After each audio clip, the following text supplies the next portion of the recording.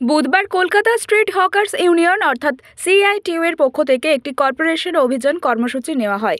এই কর্পোরেশন অভিযান ও ডেপুটেশন জমা কর্মসূচিতে উপস্থিত ছিলেন সিআইটিইউ এর নেতা সুভাষ মুখার্জি এবং অন্যান্য নেতৃবৃন্দ এবং কর্মী সমর্থকেরা। এই ডেপুটেশন অভিযানের মূল দাবি হল সব হকারকে 10 টাকার কোড পেপারে লাইসেন্সের জন্য আবেদনের সুযোগ দিতে হবে। হকারদের উপর সমাজ বিরোধী এবং পুলিশের অত্যাচার বন্ধ করতে হবে। অবিলম্বে তাদের স্বীকৃতি দিতে হবে। কোনো হকারকে উচ্ছেদ করা যাবে না। এই সব দাবিতে আজ কর্পোরেশন অভিযান এবং মেয়রের কাছে ডেপুটেশন জমা দেওয়া হয়। আমরা আজকে কর্পোরেশন ইনসাফ যাত্রা ইনসাফ চাইতে এসেছি। এর পরবর্তীকালে আগামী 7 তারিখে ব্রিগেড সমাবেশে আমাদের শ্রমিক শ্রেণী, আমাদের যত হকার আছে, শ্রমজীবী মানুষ, কৃষক, শ্রমিক, সবাই আমরা ইনসাফ সমস্ত মানুষের জন্য যাব। আজকে এসেছি আমরা হকারের দাবি নিয়ে।